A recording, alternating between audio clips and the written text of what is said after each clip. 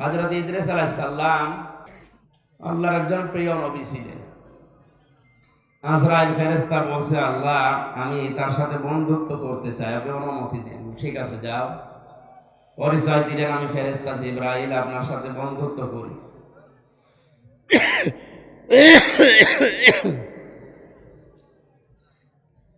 তিনি বললেন, না, আমি যার তার সাথে বন্ধুত্ব করি না, কারণ বন্ধুর একটা প্রভাব বন্ধুর উপরে পড়ে। আজ আমাদের এই সমাজে আমরা অনেকেই খারাপ হই, খারাপ মানুষের পাল্লায় পড়ি। তিনি বললেন, না, আমি এভাবে বন্ধুত্ব করতে পারি না, তবে আপনি ফেরেশতা জিবরাইল এসেছেন, আমি রাজি আছি। আমার কয়েকটা শর্ত মানা লাগবে। 1 নম্বরে, মানুষ মারা গেলে কেমন কষ্ট পায়, ওই কষ্ট আমাকে দেখান। আমি শুনেছি মানুষ মরলে কষ্ট হয়। হযরতে জিবরাইল বললেন, আজরাইল আলাইহিস সালাম, তিনি বললেন, হে আল্লাহ, এ কোন জায়গায় আসলাম? ভালো মনে করে এসে দেখি উল্টা উল্টা, একেবারে উল্টা। মরে দেখতে চায় যে মরণ কেমন লাগে। আল্লাহ পাক বলেন, আমার বান্দার আকাঙ্ক্ষা আমি পূরণ করে, যাও মেরে ফেলো, আবার রূহ ঢুকিয়ে দাও। তিনি মৃত হওয়ার পরে আবার জিন্দা হলেন। তাফসিরে ফি জিলালিল কোরআনে পেয়েছি, ইদ্রিস নবীকে জিজ্ঞাসা করা হয়েছিল যে আপনি মরণ যে শখ করে মৃত্যুবরণ করলেন, কষ্ট পেয়েছিলেন। নবী ইদ্রিস জানিয়েছে, জীবিত ছাগলকে চামড়া ছিলে লবণ দিলে যেমন কষ্ট পায়, আমি শখের মৃত্যুতে ওইরকম কষ্ট পেয়েছি। নড়াইলবাসী শখ করে একটা কাজ করলে তো আনন্দেই করা যায়, সেখানে যদি এরকম কষ্টের বর্ণনা তিনি দিয়ে থাকেন, আমরা যারা যেতে চাই না, আজরাইল জোর করে নিয়ে যেতে চাই, তাদের কি অবস্থা হবে বলেন তো? তিনি বললেন, আমার দ্বিতীয় শর্ত, আমি জাহান্নাম দেখতে চাই, জাহান্নামে প্রবেশ করাবেন, দুঃখ কষ্ট দেখে আবার ফের আমারে বের করে দেবেন। জাহান্নাম পরিদর্শন করালেন, দেখালেন, আবার বের করে দিলেন। আমাকে জান্নাতে প্রবেশ করান, আমি জান্নাত দেখতে চাই। জান্নাতে প্রবেশ করিয়ে বলছে, এবার চলেন। হযরতে ইদ্রিস ওই সময় বলেছিলেন, ফেরেশতা তুমি মনে হয় জানো না, খালিদিনা ফিহা লা ইয়াবগুনা আনহা হিওয়ালা। আল্লাহ পাক নিজেই জানিয়েছেন, জান্নাতে যদি কেউ আসতে পারে, তাকে আমি কোনোদিন বের করে দেব না, আর সে বের হতেও চাইবে না। আমি তো যে কোনো বুদ্ধিতে চলে এসেছি, আবার বের করে যেতে বলো কেন? তুমি যাও, আমি আর যাব না। ফেরেশতা বলে, রব্বুল আলামিন এত খুব চালাক। বলে, হ্যাঁ, আমি ইদ্রিসের কপালে এইটাই লিখে রেখেছিলাম। বলেন সুবহানাল্লাহ। আমার এখানে শেখার বিষয়, জান্নাতে তিনি এখনো আছেন, তিনি আর আসেননি ফিরে। জান্নাতে গেলে বের হতে চাননি, আল্লাহ বের করে দেয়নি। আমাদের উচিত হবে অন্তত এই জান্নাতের বাগান বলে যদি বিশ্বাস করে থাকি, আমরা বের হয়ে যাব না, আর আল্লাহ বের করেও দেবে না।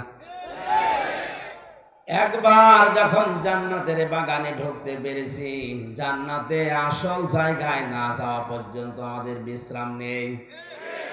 বলেন, ইয়া আইয়ুহাল ইনসানু ইন্নাকা কাদিহুন কাদহান ফামুলাকি। ওহে পৃথিবীর মানুষেরা, তোমাদের রব পর্যন্ত পৌঁছাতে কষ্টের পরে কষ্ট স্বীকার করা লাগবে, সহ্য করা লাগবে ইমানের ঘাত প্রতিঘাত গুলো। আজকের এই ময়দানে আমি কাটা কাটা যে কথা বলতে চাই, এটাই আমার শিক্ষা। একবার যখন যে কোনো কায়দায় কোরআনের ওসিলায় জান্নাতে চলে এসেছি, আল্লাহ যেন আর জাহান্নামে আমাদের না দেয়। জান্নাতে আল্লাহ নিজে একটা অনুষ্ঠান এরকম করবেন, জান্নাতীদের সম্মানার্থে নিজে থাকবেন সভাপতি, বিশ্ব নবী হবেন প্রধান অতিথি।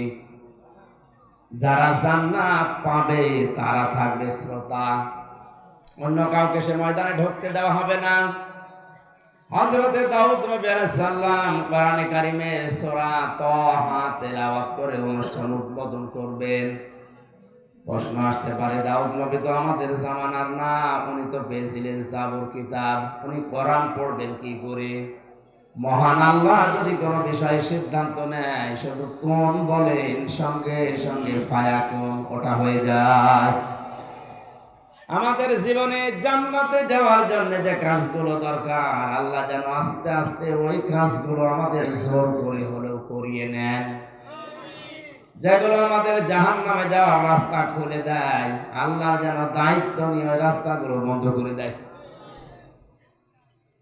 নড়াইলবাসী আমি কি বোঝাতে চাচ্ছিলাম, হযরতে দাউদ আলাইহিস সালাম অনুষ্ঠান উদ্বোধন করে দিবেন।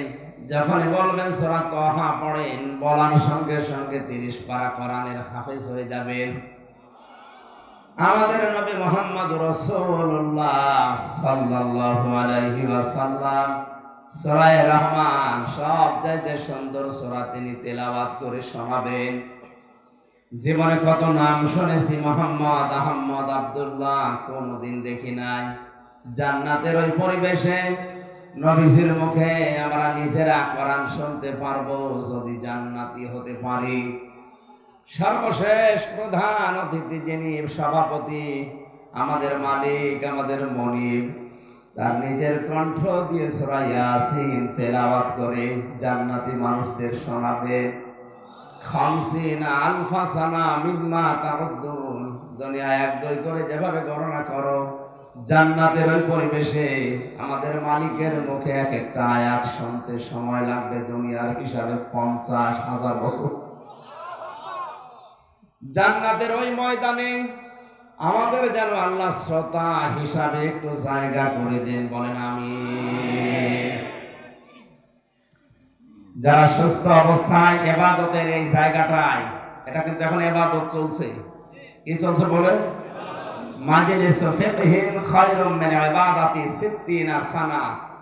নবীজি বলেন, কোরআনে কারীম শেখার জন্য যদি 1 ঘন্টা কেউ ব্যয় করে, 60 বছর নফল নামাজ পড়ার চাইতেও বেশি সওয়াব পাওয়া যায়। আর একটা হাদিসে এসেছে, কোরআনের কোনো আয়াত নিয়ে, কোনো শব্দ নিয়ে কেউ যদি গবেষণার নিয়তে শোনে আর চেষ্টা চালায় কি আল্লাহ বলতে চেয়েছে, ও যদি নাও বোঝে, তাও 500 রাকাত নফল নামাজে সওয়াব পাওয়া যায়। সুতরাং ইবাদত যেভাবে করা লাগে, মন, মানসিকতা সব এইদিকে ঘন্টা খানিক সময় দেওয়া লাগবে। রাখবেন তো? কোরআন কি করে উপস্থাপন করা লাগে মানুষের কাছে, এই মাইকের আওয়াজ আমার কানে লাগবে, আমার গলা এখন ভেঙে যাচ্ছে। এই মাইক নিয়েছেন কেন? মাইক ভালো না এখন বলছে মাইক? জেলা শহর থেকে মাইক নিয়ে আসতে পারেন না? 1 বছর পরে এই অনুষ্ঠানটা হচ্ছে, আর যারা এই মাইকগুলো দেয় তাদেরও তো একটা কমন সেন্স থাকা দরকার। এখানে লক্ষ লক্ষ মানুষ হবে, আপনার কারণে যারা শুনতে পারছে না, আমি তো একটু পরে গলা ভেঙে গেলে কথা বন্ধ করে দিই। আওয়াজ ক্লিয়ার করেন, আশা করছি কথা রাখবেন।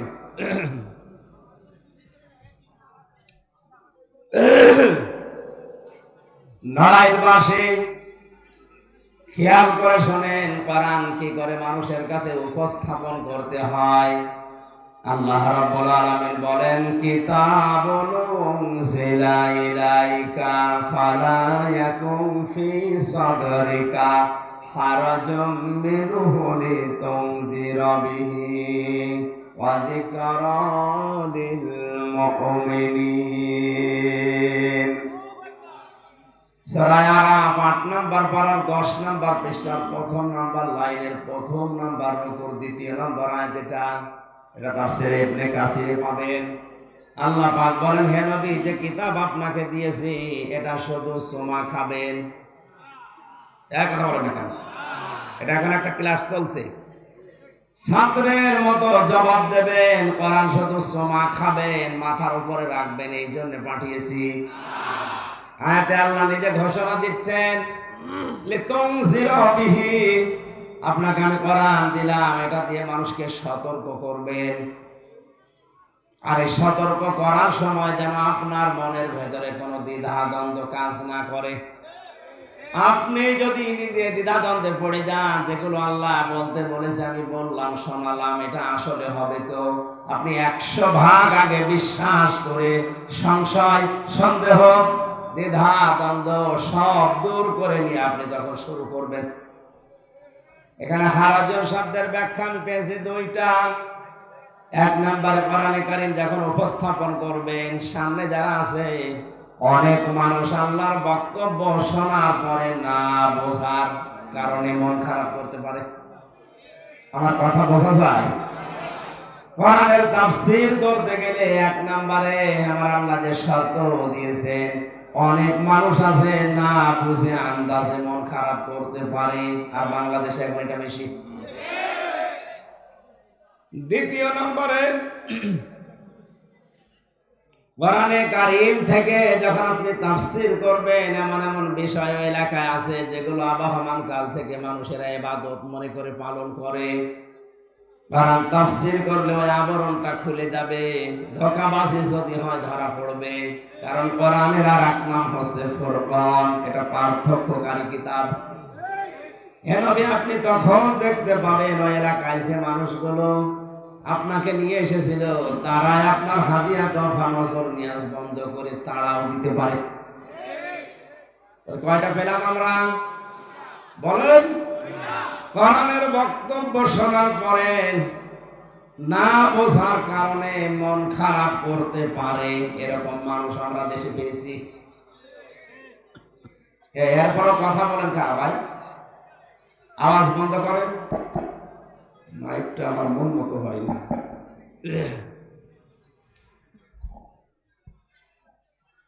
খুলনাতে রূপসা থানা এক মাহফিলে ওই 20 সালের দিকে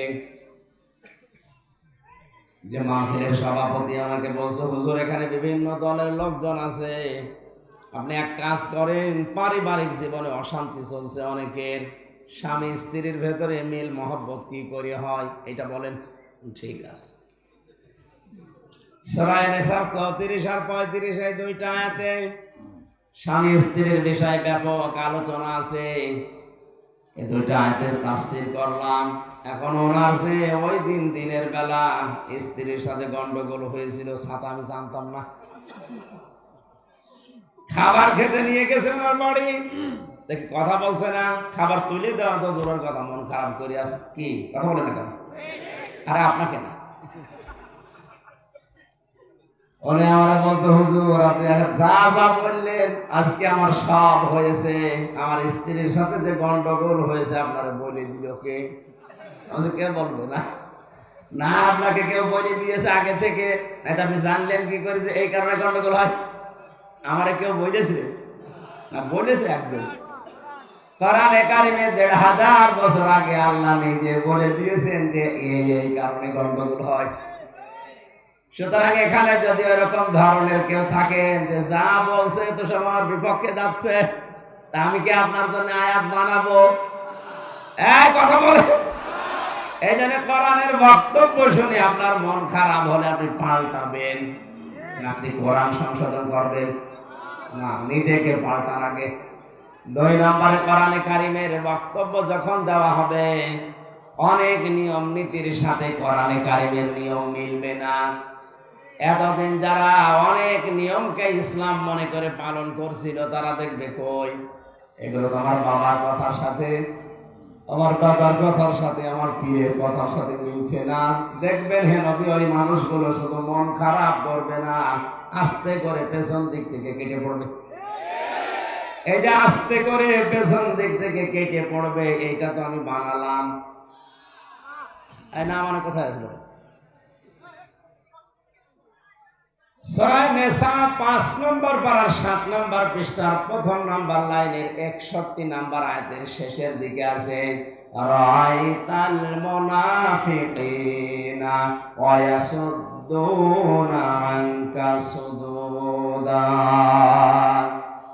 আল্লাহ পাক বলেন, হে নবী, রাআইতাল মুনাফিকিনা, যাদের অন্তরের ভেতরে গুণ আছে, যাদের অন্তর কলুষিত, অসুস্থ, রোগী যারা, এ মানুষগুলো কোরআনের তাফসীর করলে দেখবেন আস্তে করে পেছন দিক থেকে কেটে পড়ছে।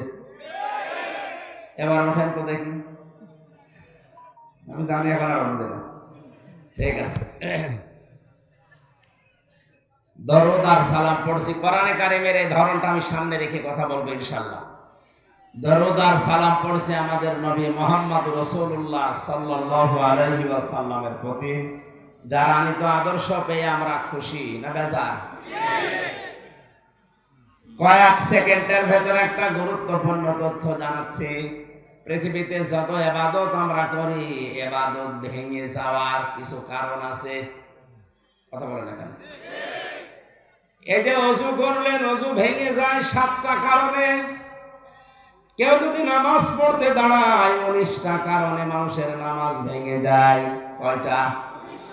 মানুষের কাজ বা আমল এইটা ভেঙে যায় 2টা কারণে। জান্নাতে যাওয়ার জন্য যেটা সবচেয়ে গুরুত্বপূর্ণ, তার নাম হচ্ছে ঈমান। কোরআন আর হাদিস পড়ে আমি পেয়েছি ঈমানও ভেঙে যায় 10টা কারণে। নড়াইলবাসী এখানে যত মানুষ হয়েছে, ধরে ধরে জিজ্ঞাসা করা হয় ওযু ভাঙার কারণ কয়টা বলেন তো। হয়তো অনেকেই যারা নামাজ কালাম পড়ে পারবে। যদি বলা হয় নামাজ ভাঙার কারণ কয়টা, নামাজ যারা পড়ে তারা বলতে পারবে। এমন অনেক পাকা মুসলমান মাওলানা আলেম পর্যন্ত আছে এখানে, ঈমান ভাঙার যে 10টা কারণ অনেকেই জানে না।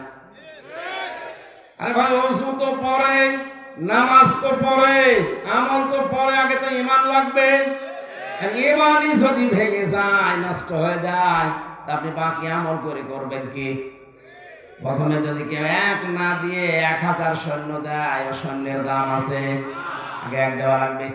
আমার ঈমানটা আছে কিনা, ঈমান আবার ভেঙে গেল না তো, ঈমান আবার নষ্ট হয়ে গেল না তো। আমাদের তো ওই লাইনে চিন্তা নেই। খলিফাতুল মুসলিমিন হযরত ওমর মাঝে মাঝে এই হুযায়ফা ইবনে ইয়ামিনকে ডাক দিয়ে বলতেন, ভাই নবীজি ইন্তেকালের আগে মদিনাতে কারা কারা মুনাফিক আছে তোমার কাছে একটা লিস্ট দিয়েছে, দেখো তো ওই লিস্টের ভেতরে আমি ওমরের নামটা আছে কিনা। নড়াইলবাসী মাথায় মগজ আছে, খাটান, বুদ্ধি খাটান। জান্নাতের গ্যারান্টি প্রাপ্ত একজন মানুষ। নবীজি জিন্দা অবস্থায় সার্টিফিকেট ধরিয়ে দিয়েছেন যে তুমি জান্নাতি। আকাশের তারকা যারা গণনা করতে পারেন, যদি পারবেন একদিন হয়তো শেষ করে ফেলবেন।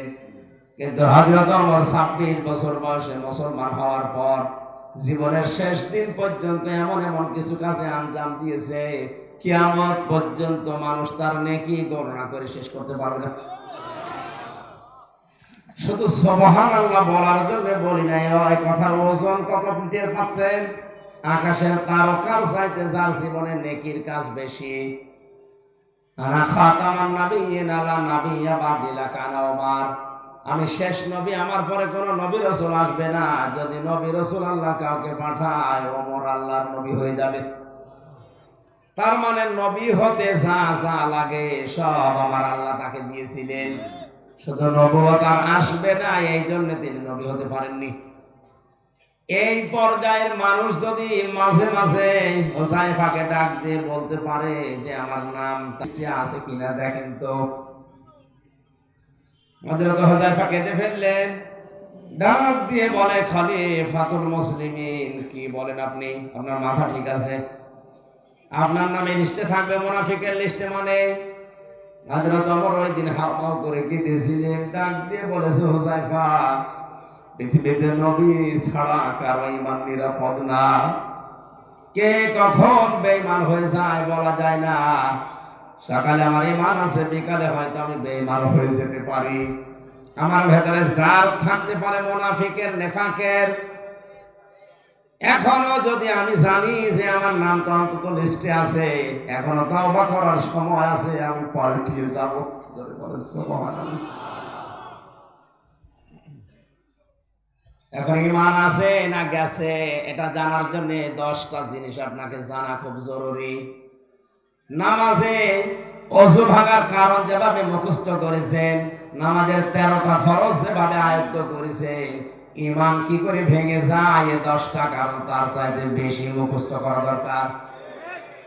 আমি কোরআন আর হাদিস পড়ে 10টার ভেতরে 4 নাম্বারটা শুধু একটু ইঙ্গিত দেই। 4 নাম্বার কারণ যদি কারো ভেতরে থাকে, ওর ঈমান আর নেই, ও বেঈমান। নাকি বলা যাবে না? সবাইকে সতর্ক করছে কোরআন দিয়ে, কারণ কোরআন নিয়ে বসেছি, এই জন্য বলছি।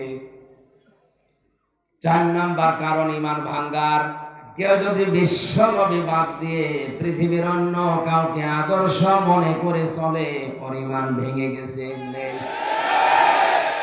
এবার নিজের বুকে হাত দিয়ে বলেন তো, এটা কি আপনি আছেন? না। আল্লাহর ঘোষণা দেওয়ার নেতা এই পৃথিবীতে মাত্র একজন। আপনি হিসাব করেছেন কত ওজনওয়ালা? আদম থেকে শুরু করে কিয়ামত পর্যন্ত যত মানুষ আসবে, কাউকে আল্লাহ ইয়াসিন বলে ডাক দেননি। ইয়া মানে হে, সিন মানে সাজ্জেদ, সাজ্জেদ মানে নেতা। আল্লাহ নিজে তার পবিত্র জবান দিয়ে বিশ্ব নবীকে বলেছেন হে নেতা। এই জন্য তো নবীকে বাদ দিয়ে অন্য কাউকে আদর্শ হিসাবে মেনে নিলে তার ঈমান আর থাকে না, ভেঙে যায়। সতর্ক করার দায়িত্ব ছিল, করলাম। এখন আপনার বিবেকে কি বলে আপনি করেন। কোরআনে কারীমের সূরা আসর দিয়েছেন, আপনি লোড নিতে পারবেন, বুঝে শুনে আন্দাজ করে আটি গিলা দরকার ছিল।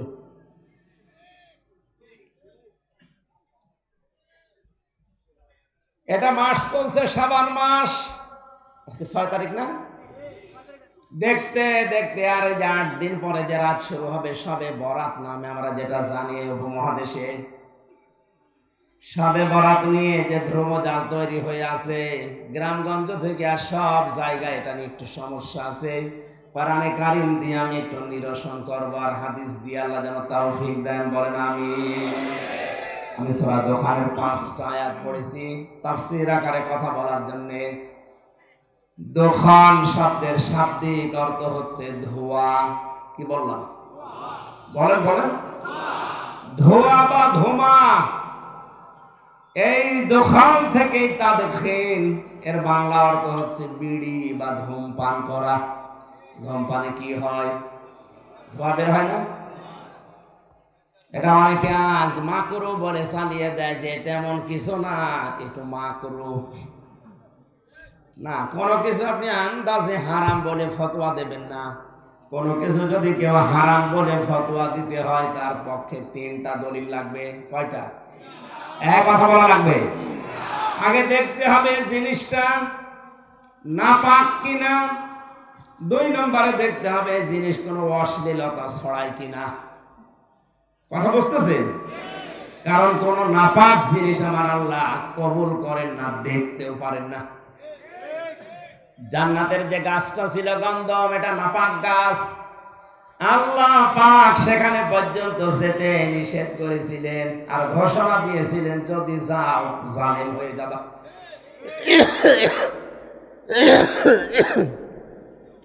তাফসীরের ভাষায় আমি পড়েছি, হযরতে হাওয়া আলাইহিস সালাম আদম নবীকে নিয়ে ওই গাছের কাছে যখন গিয়ে বলেছে আপনি পাতাটা ছেড়েন, আদম নবী বলেছে না, আল্লাহর নিষেধ আমি পারলাম না, দাঁড়িয়েছিলেন। হযরতে হাওয়া কিন্তু জোর করে তখন পাতা ছিঁড়েছিলেন। এই যে ফোঁটা ফোঁটা রস পড়েছিল, ওই দিন ওই নিষিদ্ধ নাপাক ওই গন্ধম গাছ বরদোয়া দিয়েছিল মেয়ে জাতির উপরে, যে আমার যে শরীর থেকে রক্ত ঝরিয়েছে, তার শরীর থেকে আল্লাহ যেন প্রাপ্ত বয়স্ক হলে রক্ত ঝরায়। এই জন্য প্রতি মাসে 3 দিন 7 দিন 10 দিন করে ওদের শরীর থেকে আল্লাহ এই গাছের বরদোয়ায় কিয়ামত পর্যন্ত রক্ত ঝরাবে। একটা নাপাক জিনিস, কথাটা একটু বোঝার চেষ্টা করেন। হারাম কোনো কিছু দেখলেই বলা যাবে। কয়টা শর্ত লাগে? 1 নম্বরে জিনিসটা হওয়া লাগবে নাপাক। 2 নম্বরে ওটা অশ্লীলতা ছড়ায় কিনা এইটা দেখতে হবে। কারণ শয়তানের যত মিশন আছে দুনিয়ায়, 1 নাম্বার মিশন মানুষের লজ্জা স্থানও দেখতে ভালোবাসে। জোরে বলেন নাউজুবিল্লাহ। শয়তানের এই রোগ এখন অনেকের ভেতরে ভর করেছে। আপনি কাজটা তো ভালো করেননি, কি নিয়েছেন গলা আমার এখনই বসে যাচ্ছে, পরে ধরে পিটিয়ে এখানে সোজা করেন। ও যেটা পারে না সেটা পিঠে নিতে গেছে কোন কারণে? আর এখানে বসে বসে কি কারামতি করছেন আপনি? গলা ভেঙে গেছে কোন কাজে? নিজেদের পাওয়ার নেই, আপনি মাইক দিয়েছেন কেন? বলতে পারেন যে ভাই ভালো মাইক দিয়েছে, জেলা শহরে নিয়ে আসেন না যশোর যান।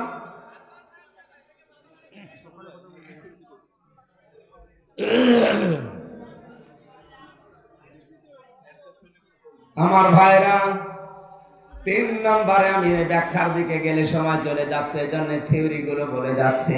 3 নম্বরে ওটা ক্ষতিকারক কিনা দেখা লাগবে। তাহলে যে কোনো বিষয় হারাম বলতে হলে শর্ত লাগে কয়টা? আরো জোরে বলেন কয়টা? ধূমপান এটা অশ্লীলতা ছড়ায় না, এটা নাপাকও না, কিন্তু 3 নম্বর একটা শর্ত পাওয়া যাচ্ছে, এটা ক্ষতিকারক। বিজ্ঞান আজ প্রমাণও করে দেখিয়েছে মানুষের দেহের জন্য, পরিবেশের জন্য এটা ক্ষতিকারক। এই জন্যই আলেমরা ঐক্যমত এটা হারাম। আমার ভাইরা, দোকান থেকে তা দেখেন ধূমপানের বাংলা। ধূম মানে ধোয়া, পান মানে খাওয়া, পান করা।